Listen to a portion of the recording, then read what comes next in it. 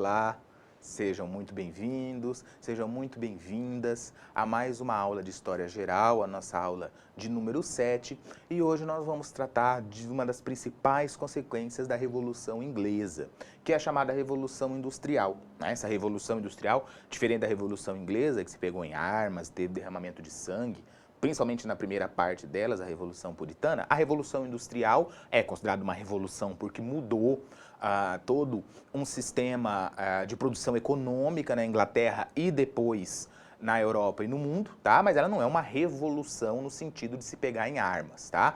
A revolução que se pegou em armas é a Revolução Inglesa que nós vimos nas aulas passadas, certo? Que foi uma revolução que mudou os moldes políticos da Inglaterra, né? Que alçou a burguesia ao poder com o fortalecimento do parlamento, né? E colocou a monarquia como um símbolo do país, ok? Pois bem, uma vez a burguesia no poder, essa burguesia vai mudar, vai alterar a produção econômica da Inglaterra, né? Que era baseada em uma relação agrária que beneficiava grandes burgueses, altos nobres, né? E uma relação mercantil, a Europa comercializava muito com outras nações, mas que esse lucro mercantil ficava nas mãos do rei absolutista. Agora nós não temos, nós vamos ter um outro grupo político no poder, que é a burguesia, e a burguesia vai implantar o seu modus operandi, vamos dizer assim, econômico na Inglaterra, né, lá no século XVIII, e isso vai se estender ao longo do século XIX, e a nossa prova, ela pede até alguma coisa do século XX, é mais difícil de cair, mas eu já vi cair, tá? A maioria quando cai uma questão sobre a Revolução Industrial é do século XVIII, tá? Mas pode cair algo do século XIX ou do século XX. Haja vista que os historiadores, economistas, geógrafos consideram que a Revolução Industrial nunca mais parou, ok? Vamos então, antes da gente entrar efetivamente no assunto, ver um pouco dos antecedentes que nós já estamos falando, né? Os antecedentes, o que causou, o que propiciou a Inglaterra fazer uma revolução que levasse a um outro sistema econômico, agora industrial e fabril, né? Não mais mercantilista, acumulador e agrário, né? Foi o dinheiro, né? A receita que a Inglaterra tinha, que era muito por conta de diversos fatores. Era um país mercantil, era um país que lucrava com o tráfico de escravos, era um país que lucrava dentro do sistema comercial da ordem colonial mundial. Então isso fazia com que a Inglaterra tivesse dinheiro. E outro motivo foi a mudança política que houve com a Revolução Inglesa, ok? Que faz com que a burguesia esteja no poder e imprima, então, o seu modo de produzir, não sendo mais o modo absolutista, né? Então, a gente pode definir a Revolução Industrial como um conjunto de mudanças iniciadas por volta de 1760 e ainda em curso. Aquilo que eu falei para vocês, né? Foi um conjunto de mudanças no modo de seres humanos viverem, relacionarem-se e reproduzirem mercadorias. Tá? Então a Revolução Industrial não afeta somente a economia, mas todo um caráter social e cotidiano da sociedade, inclusive da nossa, né? Antes da Revolução Industrial, as formas de produção predominantes nas cidades europeias era a manufatura artesanal. Já vimos a questão das manufaturas, certo? Em pequenas corporações de ofício, que vai enriquecendo os burgueses, eles vão produzindo ali artesanalmente. Com a burguesia no poder, essa burguesia, como a Inglaterra com dinheiro, né, ela vinha com dinheiro desde ali de Elizabeth I, com bastante dinheiro, como nós vimos na aula passada, essa burguesia vai iniciar um processo de mudança dessa manufatura artesanal para a maquinofatura, ou seja, vai ter uma burguesia disposta a investir em tecnologia, em estudo, em conhecimento científico para poder fazer com que essa produção artesanal, da manufatura, né, que era produzida à mão, essa produção pudesse aumentar em larga escala, dessa forma aumentando os lucros desses próprios burgueses. Então os burgueses vão passar para um estágio, sair da manufatura e passar um estágio para a maquinofatura, né? A maquinofatura, até o século XVIII, tá, era a produção, até o século XVIII, a produção predominante na Europa era manufatureira. Tá? Aquilo que eu estava dizendo para vocês.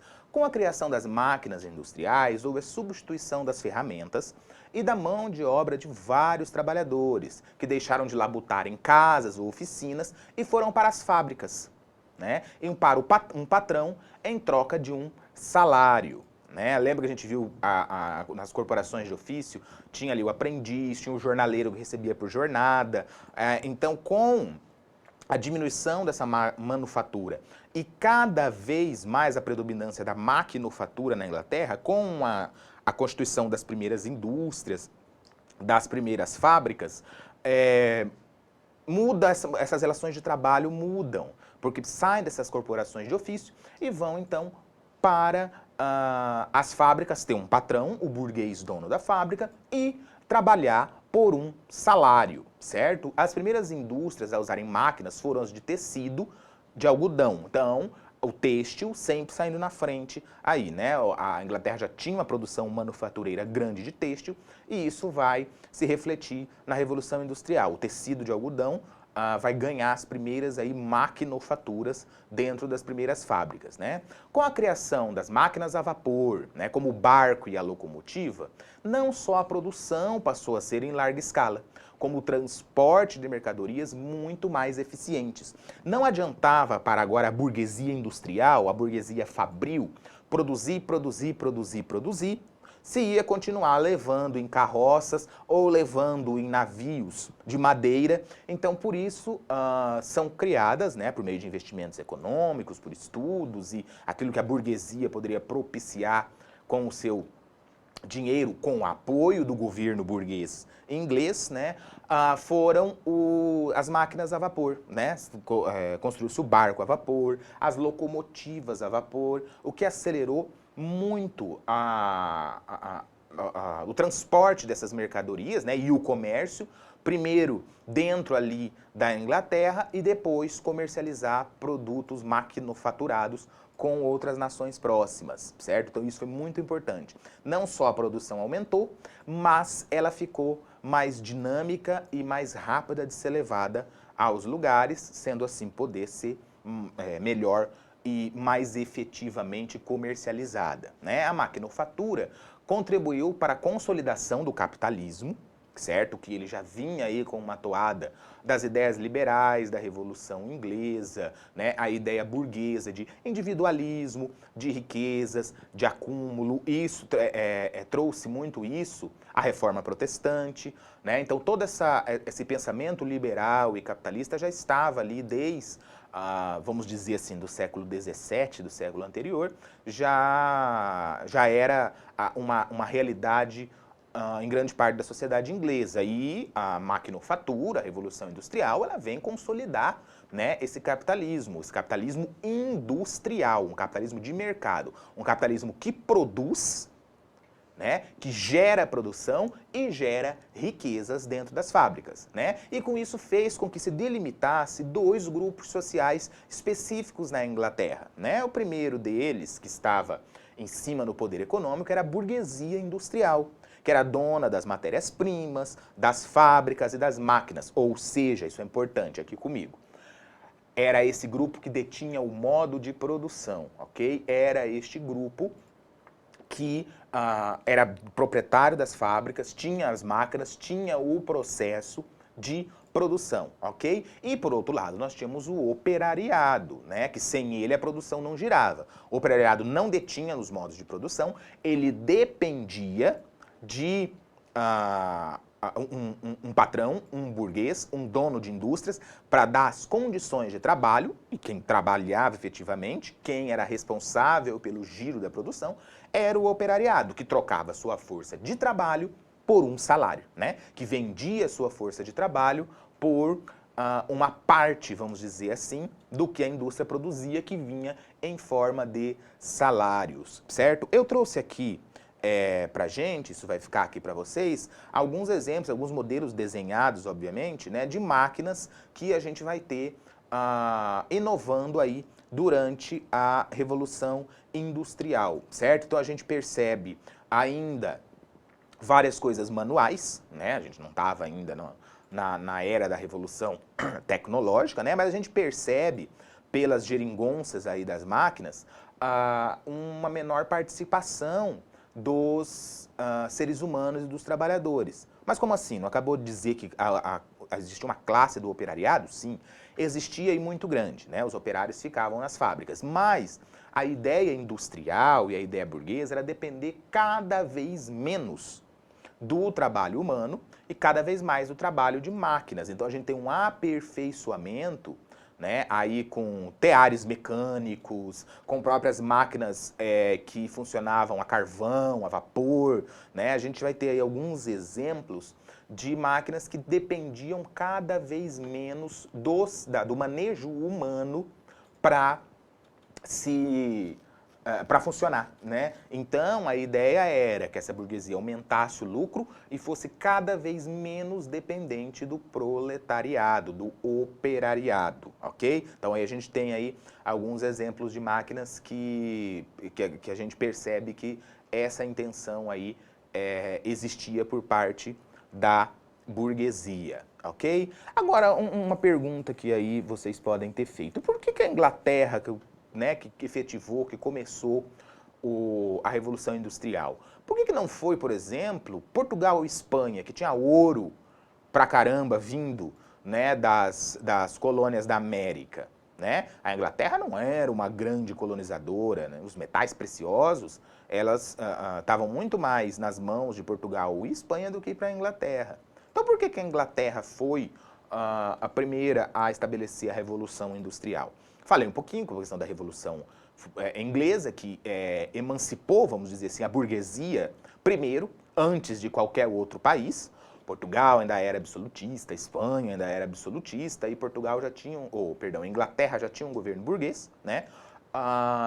Também pela questão da Inglaterra ter dinheiro, mas vamos esmiuçar melhor isso, tá? O primeiro ponto que eu falei já para vocês é o capital acumulado por meio do tráfico de escravos e da pirataria nas costas da Ásia, África e América, né? O tráfico de escravos, a Inglaterra dominava o tráfico de escravos nesse período. Eles conseguiam pessoas escravizadas na África e vendiam para as principais colônias e isso, obviamente, tinha sua parte que ia para o poder, que ia para o governo inglês. A mesma coisa, a pirataria, o saque de ouro e tudo mais. Quando chegava na Inglaterra, precisava-se pagar o imposto por essa relação metalística aí, né? Também o lucro obtido pelas relações coloniais com as 13 colônias, o atual Estados Unidos, e a Índia, duas colônias da Inglaterra importantes, que embora não se tivesse encontrado metais preciosos na robustez de Portugal e Espanha, eles estabeleceram relações comerciais muito prósperas com essas colônias, principalmente na produção agrícola, né? Então, o que a Inglaterra não produzia por ser uma ilha, ela conseguia, por meio das suas colônias, a vasta colônia, né, do que hoje é os Estados Unidos, na América, e também a Índia, esses produtos agrícolas. Então, uma vez de posse dos ingleses, já que era uma relação colonial, a Inglaterra poderia vender, poderia beneficiar, no sentido fabril da coisa, né, esses produtos que vinham aí em natura, né? Elas tiveram aí diversas transformações de produtos agrícolas para poder serem vendidos. A mão de obra farta e barata, né? Uma vez que milhares de camponeses haviam sido obrigados a se mudar para as cidades por causa dos cercamentos.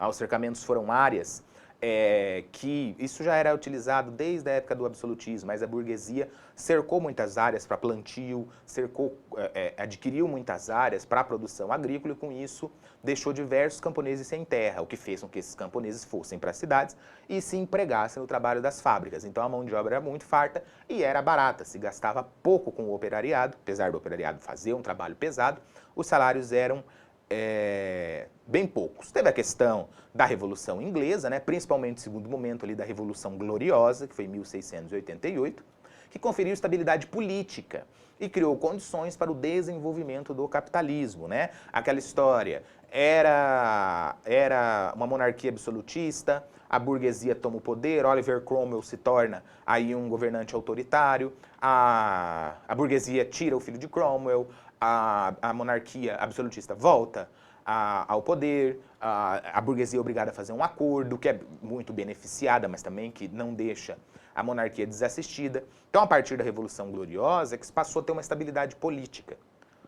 A burguesia começou a administrar, tendo o parlamento como poder central, né? E isso fez com que pudesse ter condições para se organizar o país e se desenvolver o capitalismo, que era essencial para que a Revolução Industrial acontecesse, né? A existência de minas de carvão e ferro, isso a Inglaterra tinha considerável, que era necessários para as indústrias. Então o país, ele passou a explorar carvão e metais como ferro, por exemplo, saindo um pouco da lógica colonial de produto agrícola e metal precioso, né? Então ela utilizou aí de outras fontes para dar o impulso às suas indústrias, né? O comércio interno que se desenvolveu graças à abolição dos antigos direitos feudais, quando o absolutismo cai, antigos direitos à terra, à propriedade, à igreja, né? A igreja católica vinha perdendo poder desde a reforma protestante anglicana com Henrique VIII, mas todas essas relações feudais relacionadas a direito de terra, a posse, a direito divino, a hereditariedade de poderes, tudo isso foi abolido, né? O que dinamizou a economia, dinamizou o comércio, passou a não mais ter taxas de feudos para feudos, taxas de impostos que cada dono de terra poderia cobrar, não, unificou a Inglaterra aí por meio das relações comerciais, né? E, como dito também, o puritanismo, que não condenava o lucro e pregava uma vida disciplinada, voltada ao trabalho e à oração. E grande parte desses burgueses, apesar da Inglaterra ter feito a reforma anglicana, grande parte desses burgueses eram calvinistas puritanos, que não viam, diferente do que pregava, por exemplo, a Igreja Católica, né? Não via o lucro como um pecado. Então, a acumulação era possível, eticamente, vamos dizer assim, né? A gente já viu isso quando trabalhou Reforma Protestante, não vou voltar muito, né? E os puritanos também pregavam uma vida disciplinada, voltada ao trabalho, oração, voltada ao acúmulo, né? Como eu posso dizer, ao poder, né? Que o dinheiro individual traria, né? Então tudo isso vai fazer com que a Inglaterra entre aí numa outra lógica, as pessoas economizavam e o Estado também passou a economizar bastante, um Estado bem puritano, a maioria do parlamento era puritana, apesar de ter ali várias denominações religiosas, mas então era um Estado, era um governo que passou também a não gastar assim desmesuradamente, né? Vamos falar um pouquinho da questão, mais um pouco da questão das máquinas a vapor, que foram um marco na Revolução Industrial e levaram à necessidade do aperfeiçoamento da metalurgia, certo? Para se construir máquinas tem que ter metal. E o ferro, por exemplo, que a Inglaterra tinha. E com máquinas cada vez mais desenvolvidas, máquinas cada vez mais poderosas e mais tecnológicas, precisava-se então um aperfeiçoamento aí do trato com o metal para poder fazer essas máquinas. Com essa nova fonte energética foi possível criar o barco e a locomotiva a vapor, inventos que revolucionaram os meios de transporte no século XIX, certo?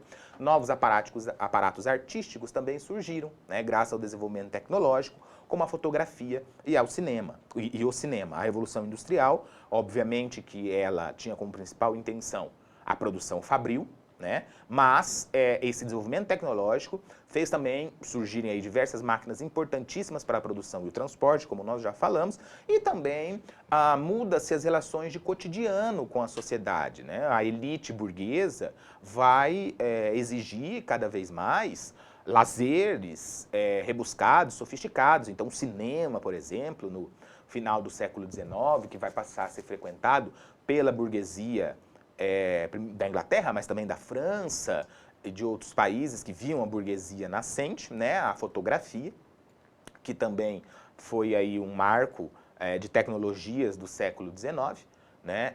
Então, tudo isso vai fazer com que o cinema, não sei se eu falei final do século XVIII ou século XIX, mas de qualquer forma é final do século XIX, ok? Então, tudo isso vai fazer com que mude-se o cotidiano da burguesia dessas cidades industriais que agora tinham dinheiro e tinham o poder, certo? A Revolução Industrial também gerou uma especialização do trabalho, né? Ou seja, o trabalhador perdeu o conhecimento do processo de produção como um todo. O que a gente tinha na época das manufaturas é que o trabalhador conhecia desde a etapa do tear, vamos falar de um tecido, por exemplo, né? Desde a etapa do tear até a etapa de empacotar a roupa ali feita, né? O trabalhador ele fazia parte de todo o processo. Com a Revolução Industrial e a maquinofatura, houve a especialização do trabalho. O que é isso? Cada operário ficava responsável por uma etapa da produção, né? Ou por manejar uma máquina, ou por separar produtos que estavam bons com os defeitos, ou o empacotamento, enfim, né? Cada operário ficou sabendo somente da sua etapa de produção. O operariado, o trabalhador, ele perdeu o conhecimento do processo como um todo, né? É a especialização do trabalho que nós temos até os dias de hoje, certo? O trabalhador, ele sabe específico o qual ele se colocou como técnico, né? E perde-se então a relação com a produção toda. E isso iniciou-se com a Revolução Industrial, ok? Para a gente ir terminando, nós já estamos aí encerrando, vamos falar um pouquinho sobre a relação de como eram as fábricas, né? O ambiente das fábricas era inóspito para os trabalhadores, né?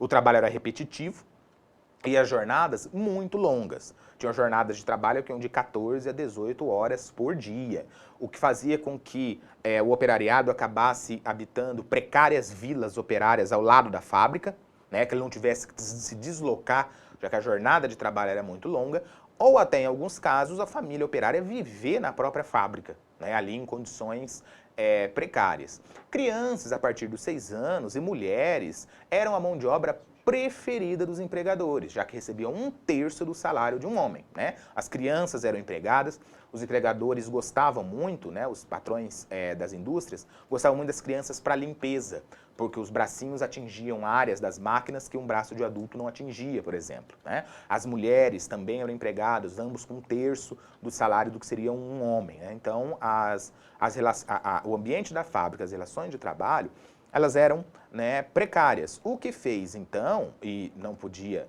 ser diferente, com que houvesse, ao longo do século XIX, várias revoltas de trabalhadores que, por motivos outros, que nós vamos ver agora, não aceitavam aquelas condições, né? Então, as péssimas condições nas fábricas, jornadas longas, ameaças constantes e trabalho infantil fizeram os operários se organizarem, tá? E o primeiro desses movimentos vai ser o ludismo, tá? Que vai de 1811 a 1816. Era um movimento que culpou as máquinas pela falta de emprego. Lembra aquilo quando eu mostrei o desenho das máquinas? A burguesia, ela vinha investindo, os donos de indústrias vinham investindo para que as máquinas se aperfeiçoassem cada vez mais e precisasse cada vez menos de trabalhadores.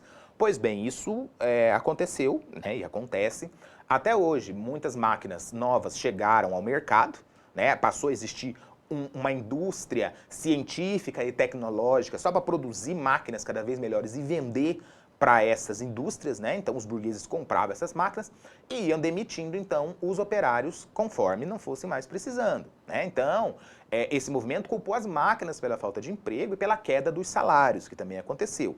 E por isso os trabalhadores invadiram as fábricas para destruí-las, certo? Eles destruíram máquinas, culpando então pela sua falta de emprego, melhor dizendo, né? O que foi violentamente reprimido pelo governo inglês. Ok? E se mostrou aí algo completamente ineficaz, né?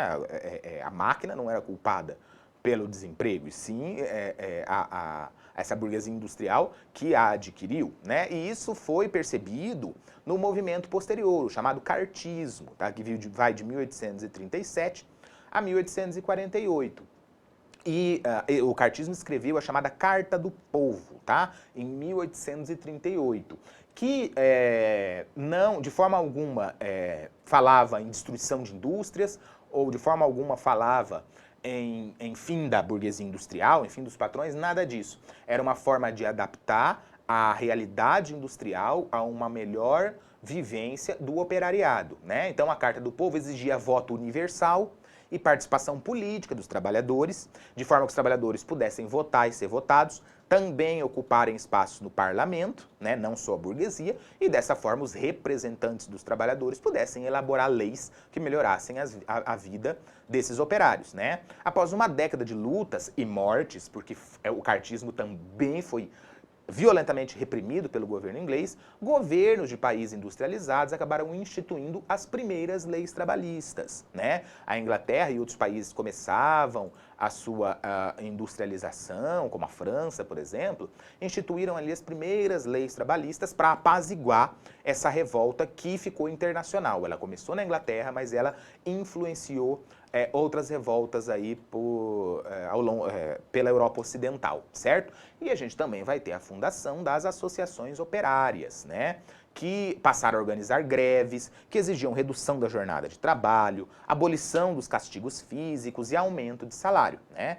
Essas associações se fortaleceram, dando origem, então, ao que são hoje os sindicatos, tá? Então foram associações criadas para organizar os trabalhadores, certo? Para colocar os trabalhadores dentro de uma luta, não pelo fim da indústria, porque representaria o fim dos seus próprios empregos, né? Mas por uma organização que pudesse lutar por melhores direitos e por fim aí de alguns abusos que ocorriam, e isso vai dar origem, então, aos primeiros sindicatos na Europa, né? Vamos falar um pouquinho, então, ali do século XX, né? No final do século XIX, início do XX, a Revolução Industrial entra em uma segunda fase, ok? Principalmente devido à descoberta do petróleo como nova fonte de energia, tá? A industrialização avança sobre a Europa Ocidental e chega aos Estados Unidos, com o Fordismo, certo? O Fordismo foi um dos principais momentos da segunda fase da Revolução Industrial, quando o petróleo já era utilizado como geração de energia, e os Estados Unidos, aí no final do século XIX, início do XX, entram na briga pela industrialização, né?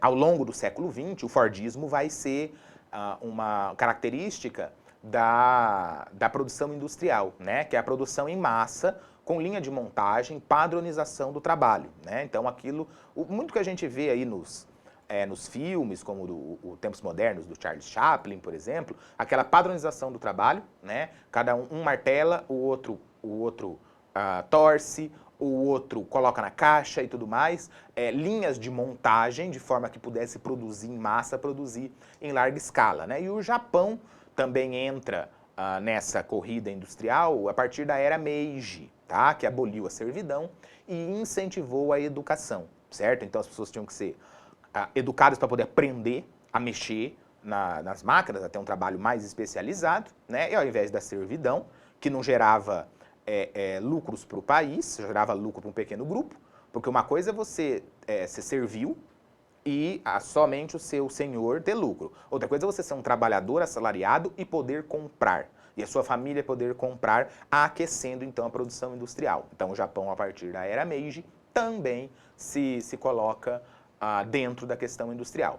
A eletricidade, né, começou a ser usada para o funcionamento dos motores, também acelerando a produção e enriquecendo os industriais. A eletricidade que surge no início para a iluminação de ruas e tudo mais, passa a ser utilizada então, cada vez mais, no maquinário para poder funcionar os motores. Isso faz com que a produção, então, exploda e os industriais acabem enriquecendo né, ainda mais. Vamos dar uma olhadinha, então, para a gente terminar na terceira fase, tá? Com o fim da Segunda Guerra Mundial e o aumento da tecnologia, a terceira fase consolida avanços relacionados à globalização, como as telecomunicações e transportes, né, por exemplo, e ao bem-estar social. Então vamos ter avanços na genética, avanços na robótica, além de iniciar a fase do chamado capitalismo financeiro, tá? A terceira revolução, a terceiro passo, a terceira fase dessa revolução industrial, que ocorre depois da Segunda Guerra Mundial, ela avança no sentido de tecnologias, né? Os transportes vão ficar mais eficazes, as telecomunicações vão ter aí um outro patamar tecnológico, né? E com a derrota do nazifascismo, as potências capitalistas e liberais passam a pensar num bem-estar social maior, né? Até porque o capitalismo via no socialismo da União Soviética, que era muito forte no período, uma ameaça. Então esse capitalismo também não podia ficar só na exploração. Ele tinha que prover um bem-estar social, né? Então avanços na medicina, avanços aí na robótica que servia tanto para a indústria, mas que essa indústria também vai se preocupar em produzir, por exemplo, eletrodomésticos para melhorar a vida da classe média e tudo mais, né? E aí essas indústrias, elas vão passar a lucrar também com os papéis, o chamado capitalismo financeiro. Não só vão produzir, mas também vão vender ações para pessoas que querem comprar e participar dos lucros, né, ou dividendos destas indústrias. Mas a gente vai falar melhor em capitalismo financeiro lá na frente, quando a gente tratar de crise de 1929, tá? Porque a nossa aula por hoje encerrou, tá bem? Eu espero que tenha sido proveitosa. Um bom estudo a todos e a todas.